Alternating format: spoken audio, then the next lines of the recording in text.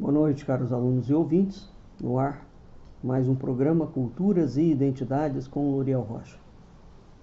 O tema do nosso programa de hoje será Imaginário Floral e Vegetal. Para tanto, nós vamos promover a leitura do artigo de Anabela Galhardo Couto, Aspectos do Imaginário Floral e Vegetal, na poesia de Soror Maria do Céu. Soror Maria do Céu foi uma freira clarissa portuguesa, escritora, poetisa, dramaturga barroca. Ela nasceu no século XVII, tinha o nome de Maria da Essa, escreveu muitas comédias sob pseudônimo e os pais eram de descendência nobre, né? A mãe dela, Catarina de Távora, era filha do 7º conde de Abranches, por exemplo, né? Soror Maria do Céu era uma mulher muito culta, muito inteligente, numa época em que as mulheres, na altura, não tinham acesso ao conhecimento. E ela foi uma das poucas mulheres que teve acesso a um vasto conhecimento. Portanto, Soror Maria do Céu é uma das raras mulheres intelectuais portuguesas, né, na época. E desde jovem ela apresentou essa veia poética. E quando ela entra no convento, essa veia cresceu, né? E será considerada posteriormente uma das melhores poetisas que Portugal já conheceu, né? Então, a Soror Maria do Céu tem uma obra muito variada e cheia de alegorias, né? Ela fala sobre aves, ela fala sobre os bosques, ela fala sobre o rosário, ela fala sobre as metáforas das flores. É muito interessante a obra, né? O imaginário floral e vegetal na poesia de Soror Maria do Céu. Portanto, a forma como as flores e as plantas são apresentadas na poesia de Soror Maria do Céu tem uma leitura metafísica, tem uma leitura espiritual, né? Isso é um ponto aqui que eu gostaria de destacar antes da gente começar a falar sobre isso, a ler o texto. O imaginário floral constitui um elemento poderoso na literatura de todas as épocas, a começar pela Bíblia, essa base da literatura ocidental. Veja que digamos, o drama humano começa dentro de um jardim, o jardim do paraíso, né? Nós estamos falando de plantas, nós estamos falando de flores e nós estamos falando de um fruto que o casal primordial, no caso Adão e Eva, ingerem. E em razão desta ingestão, existe a expulsão e depois a peregrinação pelo mundo, um êxodo, e no caso do cristianismo, a promessa do retorno, né, para habitar novamente o paraíso. Muito bem, no centro do paraíso haviam 2 árvores, a árvore do conhecimento e a árvore do bem e do mal. Nós não temos nenhuma cultura, em nenhum povo, onde o imaginário floral e vegetal não está presente de uma forma muito contundente. É impossível desvincular qualquer cultura de qualquer povo. E não é porque este imaginário está relacionado à alimentação. Tá? A alimentação é uma parte desse conhecimento. Bem, então voltando. Graças à exuberância da sua morfologia, forma, cor, aroma, tato, As flores desde sempre fascinaram poetas, escritores e artistas em geral. Fisiologicamente associadas às sementes, à sexualidade,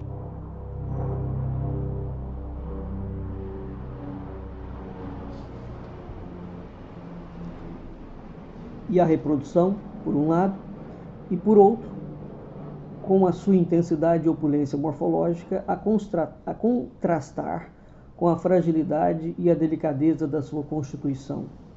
As flores desafiam as forças da imaginação e da fantasia, prestando-se a prefigurar simbolicamente um sem número de situações existenciais.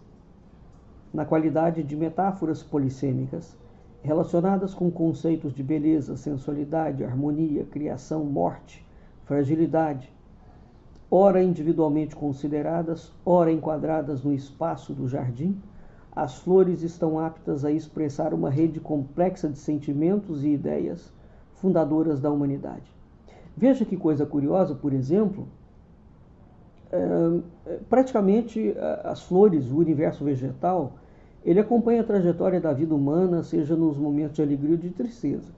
Vamos lembrar que é um elemento fundamental nos ritos de passagem, por exemplo, na morte, né? Em que nós temos o hábito de adornar o último pouso do corpo com flores, como que simbolizando o desejo de um bom trânsito da alma, o desejo de um bom caminho, né? Então, quando as pessoas casam, flores. Quando os filhos nascem, flores. Quando nós estamos cortejando, namorados, flores, né? Atualmente existe o conceito de design biofílico, né? De paisagismo funcional, quer dizer, todo esse retorno com a natureza, a preocupação com a natureza. E, evidentemente, o grande fascínio que algumas flores vão exercer ao longo da história da humanidade. Então, se a gente considerar, por exemplo, que a orquídea é considerada a flor clássica de Salomão, pela sabedoria.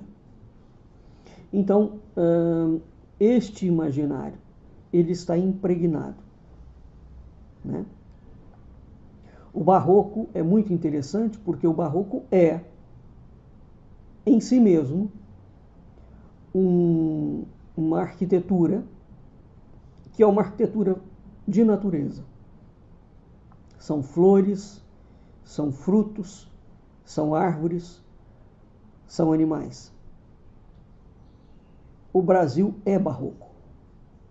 É curioso isso, né? Nós herdamos isso de Portugal.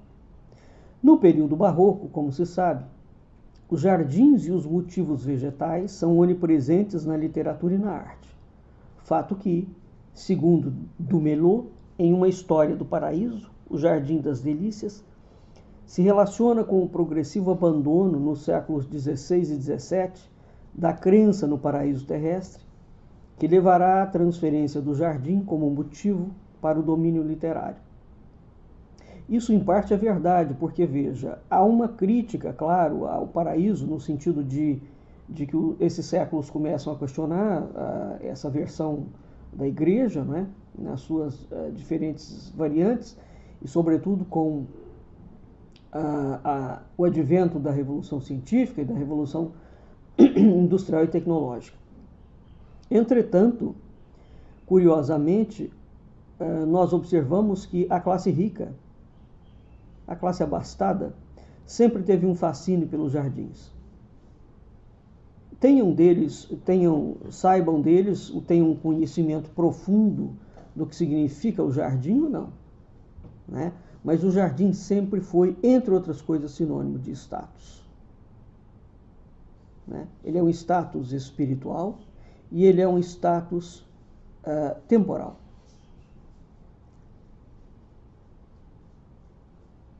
Enquanto elemento decorativo, o recurso literário às flores serviu desde sempre, na literatura para emprestar colorido à descrição de paisagens, ou serviu de pano de fundo a enquadrar a ação romanesca.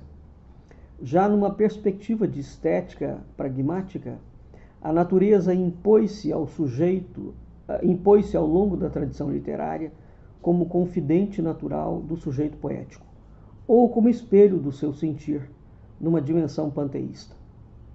O recurso ao encanto das flores para expressar metaforicamente os atributos da beleza feminina é também um dos processos mais recorrentes na história da literatura universal, que no Barroco se diversificou e cristalizou. As faces de rosa da donzela, a brancura de açucena da sua pele, o vermelho cravo dos seus lábios, o seu pé de jasmim, são metáforas exploradas até a exaustão. Por outro lado, desde a antiguidade, e mais do que nunca no período barroco, a imagem das flores se associou ao conceito da vida breve e da beleza, também ela efêmera e destinada a perecer.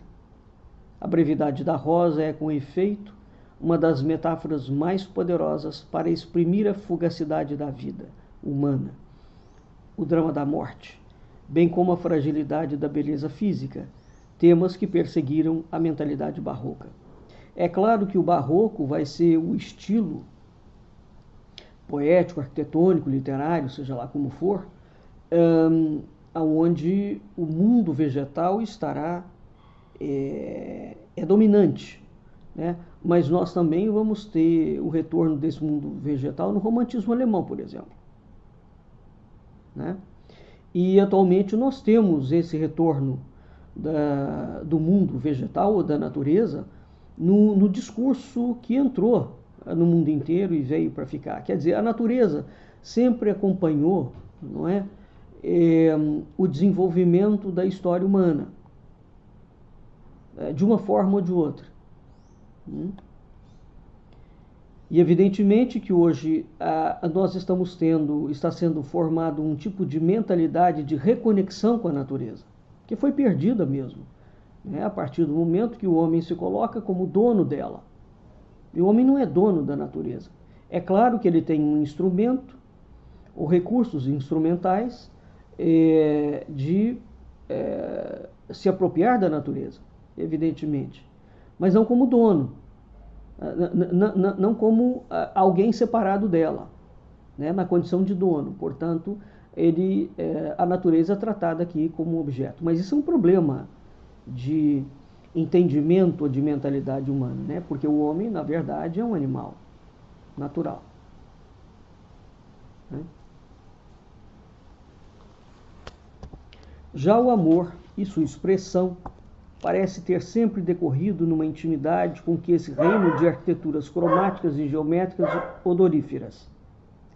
Os jardins de amor são referência obrigatória na literatura romanesca, lírica e mística, pelo menos até ao período barroco.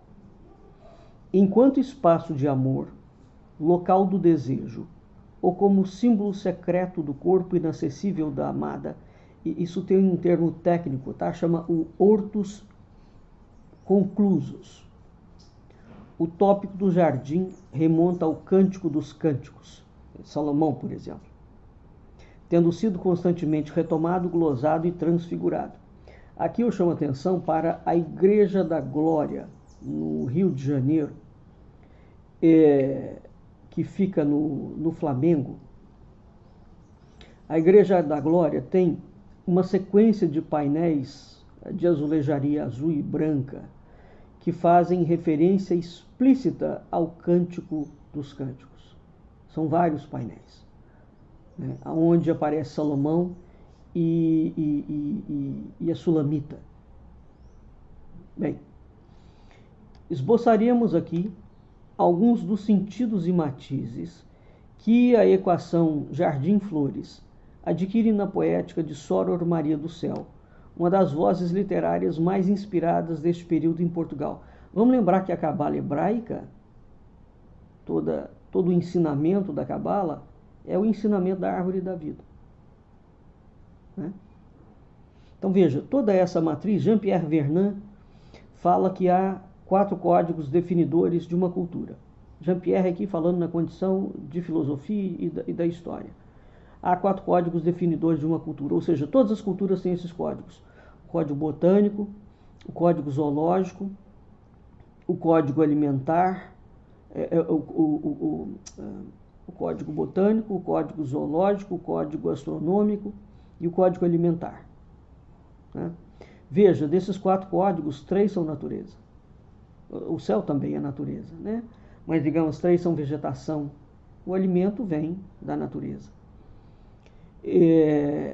Então, nós não temos nenhuma cultura, quando a gente pensa, por exemplo, na preservação dos povos indígenas, nós estamos pensando, entre outras coisas, nesta relação que os povos indígenas preservaram, num sentido benéfico, com a natureza, da qual o homem, em outras grandes vertentes, e falando a partir de uma premissa da cultura ocidental, afastou-se. Não é? Afastou-se em que sentido? A partir do momento em que ele vê a natureza como um objeto. Por conseguinte, esta, teoricamente, não é a visão das tribos indígenas. Ou seja, a natureza não é um objeto. Né? E nesse sentido, eu não tenho dúvidas aqui, como filósofo e como pessoa humana, de que os índios estão corretos. Porque o homem é também natureza. Schelling já falava isso, não é?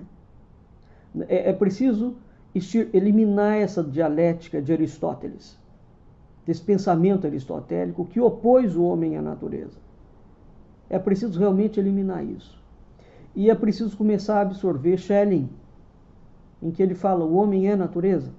Não há divergência entre o espírito e o corpo, entre o espírito e a natureza.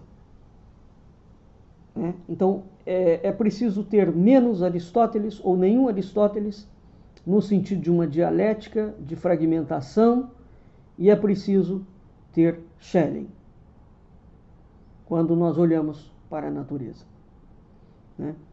A natureza não é um objeto. Nós temos que mudar a forma de relação com ela. Então, voltando. Efetivamente, jardins, bosques, flores são presença constante na produção literária de Soror Maria do Céu, sendo o recurso à alegorização e à exploração do simbolismo do mundo vegetal um dispositivo axial do universo criativo da escritora e o núcleo a partir do qual irradia a sua obra. Títulos como Enganos do Bosque, Desenganos do Rio, Significações das Flores Moralizadas, Metáforas das Flores, introduzem-nos de imediato nesse universo literário, onde jardins e flores, na sua variedade polícroma e perfumada, representam formas de inscrição de um sentido oculto.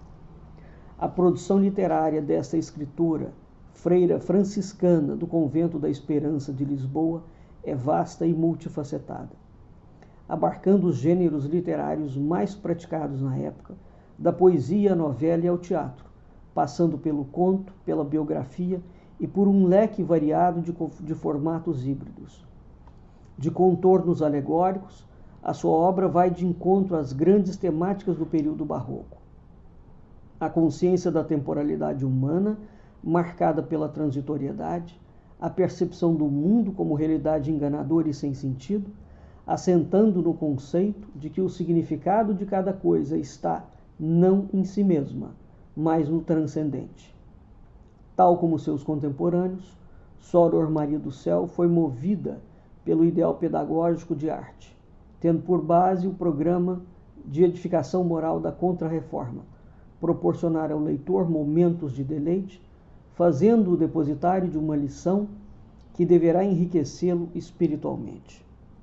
Então veja, um outro exemplo aqui que eu gostaria de lembrar, de freira também, igualmente freira, foi a monja Hildegard von Bingen, uma doutora e da igreja, a produção literária de Hildegard também passeia pelo universo floral, né? E vai além também. Hildegard estuda a natureza, estuda as flores dentro de conceitos terapêuticos. Nós devemos, por exemplo, a Hildegard a introdução do lúpulo na formulação da cerveja. É por isso que os mestres cervejeiros, no Brasil, esse caso é pouco sabido, né, consideram Hildegard von Bingen a patrona da cervejaria. Porque, de fato, a cerveja era consumida desde tempos imemoriais. Não é a Hildegard que inventa a cerveja, né? Mas ela era acrescentada a ela tinturas, plantas, uma série de compostos, ervas, pimentos, enfim, a fórmula era diferente. É Hildegard que traz o lúpulo para dentro da cerveja, e o lúpulo é trazido na condição de uma planta espiritual. Interessante isso, não? Bem, então, o barroco, ele traz uma abordagem correta, quer dizer, a temporalidade humana é marcada pela transitoriedade. Ora, a tradição extremo-oriental vai dizer que o mundo material é maiá. Se você ficar preso, né, ao mundo material, você cai numa ilusão da mente. O barroco, evidentemente, não está dialogando aqui com a tradição oriental, mas ele está certo nessa percepção, né? Então, o mundo tem uma realidade enganadora. Enganadora nesse sentido, porque a sua mente pode ficar presa a um estado mental e não entender a transitoriedade da existência. E, de fato, a existência, por ser transitória, temporal, o verdadeiro significado não está nessa transitoriedade. O verdadeiro valor da vida, né, está fora. Daí a ideia da transcendência, do sagrado, do espiritual. Então, esse programa de edificação moral, ele não ficou só no barroco. É preciso entender que o sagrado e o transcendente constituem a essência de toda a vida. Sem pretendermos aqui dar conta da totalidade da sua obra, visamos apenas assinalar alguns elementos recorrentes da sua imagética vegetal, incidindo com maior atenção nos títulos antes referidos. Veja-se, sumariamente, a novela em prosa e em versos, Enganos do Bosque, Desenganos do Rio, publicada por Antônio Isidoro da Fonseca em 1741. Esta autora do artigo que nós estamos lendo, Isabela Galhardo Couto, ela faz uma análise completa dessa novela da Soror Maria do Céu, Enganos do Bosque e Desenganos do Rio, na dissertação de mestrado dela, que foi feita pela Universidade Nova de Lisboa em 1991. A dissertação dela tem o seguinte título, abre aspas, Dualismo e reversibilidade na novela Enganos do Bosque, Desenganos do Rio, de Soror Maria do Céu.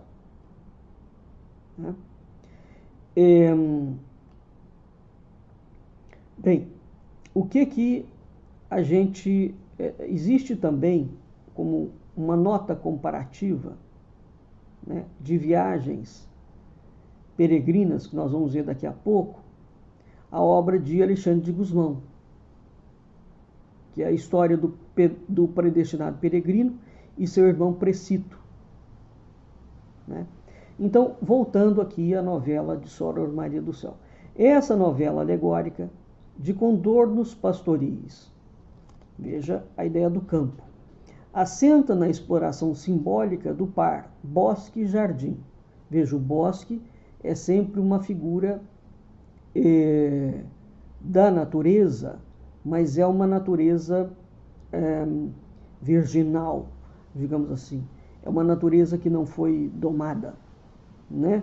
Ela é uma natureza selvagem. O jardim não. O jardim é uma obra humana, né? O jardim já é uma técnica. Você seleciona as espécies, você planta e você organiza. Então essa oposição na novela de Soror Maria do Céu prefigura o sentido da vida, os múltiplos caminhos que se nos oferecem e a dificuldade de optar por uns em detrimento de outros. A protagonista, uma jovem e bela peregrina, personificação da alma, faz um percurso de iniciação mística que conduz do bosque, paraíso enganador de árvores só aparentemente frondosas, fontes só aparentemente cálidas e flores só aparentemente belas, até o vergel. Vergel é um dos nomes de jardim, tá? Mas é um jardim específico. Até ao vergel. Esse sim, o verdadeiro jardim das delícias, onde terminará a errância e acederá à felicidade da união com o amado pastor. É inclusive interessante a gente ter essa imagem bíblica, né, de Cristo como pastor, o pastor de rebanhos. Novamente, nós estamos a mensagem cristã em consonância plena com a ideia de natureza, né? Então, Deus e o jardim do Éden, que é divino, e depois Cristo como o divino pastor. Entre um e outro, bosque e vergel, um caminho árido de pedras e espinhos, constitui a via da purificação e do conhecimento, que conduzirá a peregrina do não ser, do engano até ao ser, ou verdade. De certa forma, nós temos, veja, essa situação no conto infantil da Cinderela. Da Bela Adormecida. E nós também vamos ter na Branca de Neve, não é? Mas sobretudo na Bela Adormecida, o príncipe, para salvar a Bela Adormecida, ele passa por todo um campo de batalha e de enfrentamento dentro de um bosque, né? Arenoso, pedregoso, espinhento. E uma vez vencido aquele imenso desafio dessa natureza selvagem, ele adentra o castelo. Tá claro? Então essa personificação dialética, né, entre o bosque e o jardim é uma exploração simbólica de caminhos opostos, digamos assim. Por outro lado, se a gente analisar bem, eles não são opostos, porque você passa por um até chegar ao outro, né? A própria lenda do Graal, onde o Graal simboliza o retorno a uma natureza perfeita e a reorganização do mundo.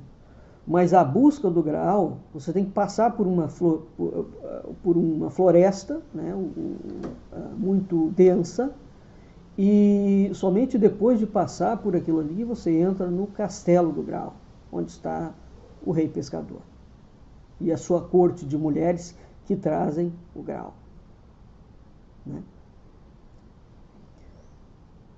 Deleite dos 5 sentidos, a um primeiro olhar o bosque surge repleto da graça das árvores, da aragem suave dos ventos, do sussurro das águas das fontes e do canto mavioso dos pássaros, povoado de flores e de criaturas deliciosas. No entanto, esta Arcádia enganadora, essa Arcádia aparece no mundo grego, né? Cedo se revela como um espaço de forças desordenadas, obscuras e labirínticas. O belo jardim rapidamente se transforma num palco tenebroso de tempestades medonhas, origem de perigos imensos, onde as flores escondem serpentes e se desvanecem em pó e cinza. Como se perceberá, o bosque simboliza o mundo com seu cortejo de ilusões, falsidades e valores vãos, reino da aparência e do não ser. E nós vamos ter exatamente, repito novamente, essa alegoria e essa simbólica da oposição entre uma natureza virginal, indomada, selvagem, portanto, e uma natureza já domada por mão humana, que será sempre o jardim. No caso da Grécia clássica, nós temos uma grande metamorfose grega, quando a Grécia, o estudo da filosofia grega e da história grega é dividido basicamente em dois grandes períodos. Vamos dizer, você tem um período dominado por uma visão de Apolo, né, que é o deus da luz, é o deus da ordem, é o deus do contorno, né, é um deus geométrico, e Dioniso, né, Dioniso, que é o deus da natureza, é o deus da desmedida, né, é o deus em que os impulsos, digamos, correm soltos. E comparado, uma analogia com Dionísio, nós temos Shiva, correto? Então, essa situação toda é muito interessante, né? Então, voltando. Já o vergel, o verdadeiro jardim do paraíso, encarna o domínio do ser, da perfeição. Representa a verdadeira vida e serve de espaço privilegiado para a união com o amado, a fusão com o uno. O desenho do vergel remete para o mito bíblico do Éden e para a Jerusalém messiânica, garantindo estrutural felicidade. A Jerusalém messiânica é a descrição da Nova Jerusalém que consta no livro do Apocalipse 21, não é? Quando há a descrição da celeste Jerusalém. Está claro? A natureza é clemente, flores belíssimas, primavera perpétua, suaves perfumes, música celestial, pedras preciosas caracterizam este jardim, reino da perfeição, cuja pintura é da ordem do indizível e que o narrador deixa apenas entrever. A oposição simbólica bosque-jardim, amplamente documentada na tradição literária, assenta, segundo Zumthor, na identificação do bosque com a floresta primitiva, espaço de forças desordenadas, a que se oporá a natureza controlada e racionalizada que é o jardim. É isso que eu falei anteriormente, né? Desde todo sempre, quando a gente falar em natureza, há dois tipos. Você tem aquela natureza selvagem, portanto que não foi domesticada, é a natureza mesmo, né? E você tem aquela natureza que será domesticada, e que no caso ela não pode mais ser chamada de natureza, quando aquilo passa a jardim, né? Então, na natureza verdadeira, as forças estão soltas e correm livremente como foram criadas e como existem. O jardim é, evidentemente, um espaço geométrico, arquitetônico construído, seja um jardim de convento, seja um jardim de palácio, seja um jardim de uma praça, seja um jardim de uma casa, tanto faz. Seja um jardim botânico para você visitar, tanto faz. É um espaço construído por mão humana. Neste espaço, por conseguinte, evidentemente que a forma como os entes se estruturam e se relacionam não está presente. Portanto, nenhum jardim, por mais perfeito que ele seja, ele não consegue replicar o ecossistema da natureza. Tá? E é interessante isso, né?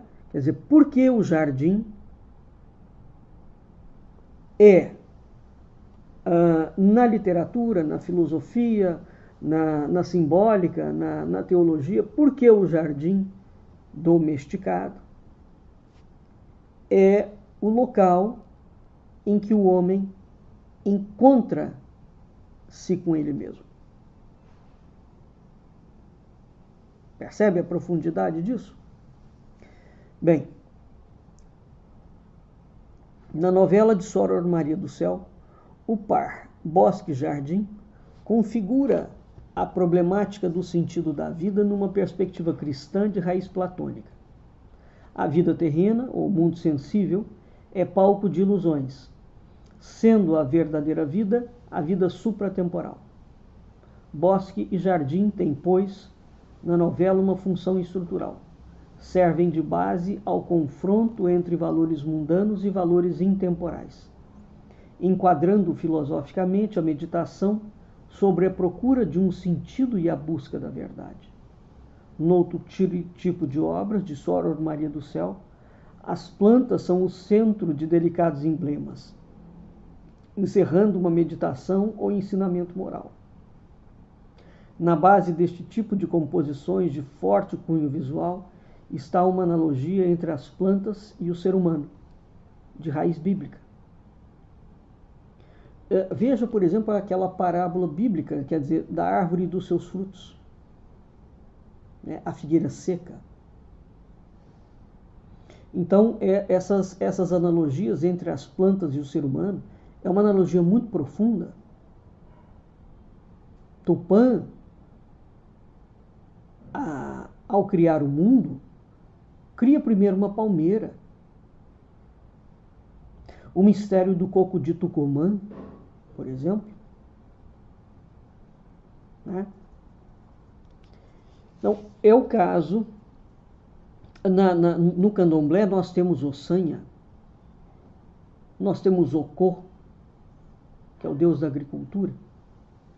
Ossanha é o deus das flores, né, da natureza, uma natureza selvagem, né? É o caso das 3 deliciosas coletâneas, constituídas por composições em verso dedicadas às flores e às frutas e às ervas aromáticas, incluídas na primeira edição do livro Enganos do Bosque e Desenganos do Rio, em que a alma entra perdida e sai desenganada, publicado por Manuel da Fonseca.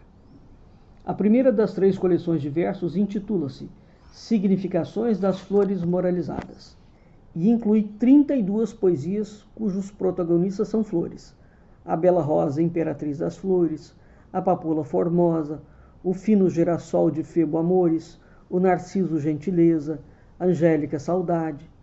São alguns dos atraentes títulos que anunciam os tópicos explorados. Veja, caros alunos e ouvintes, 32 poesias, são 32 flores, 32 são os caminhos internos da Cabala.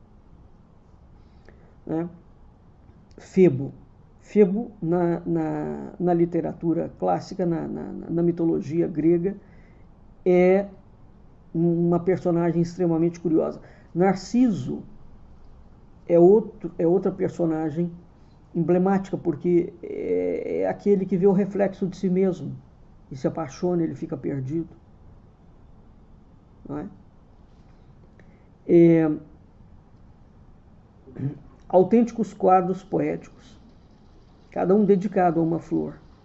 As composições celebram e exploram o simbolismo das flores, propondo com encanto e leveza um ensinamento ou uma direção de vida.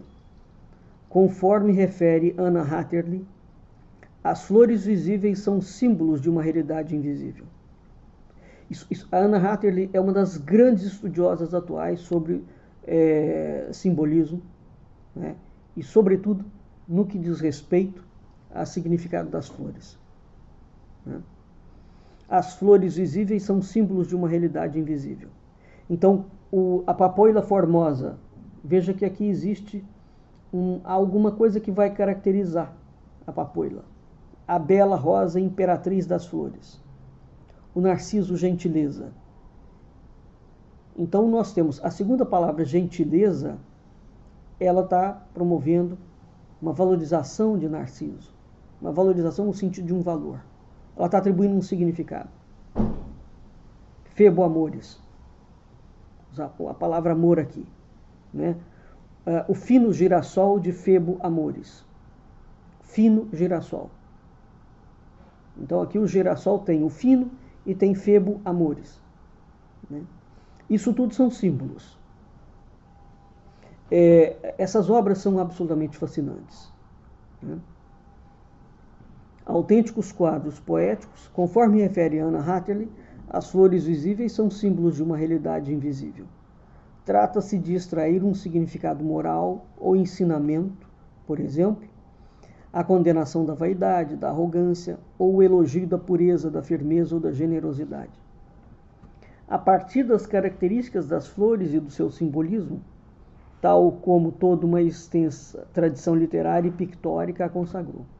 Para isso, a autora recorre quer à Bíblia e à tradição literária e mitológica, nomeadamente ao Ovídio e suas Metamorfoses, quer aos numerosos livros de emblemas, e aqui os livros de Alciato são,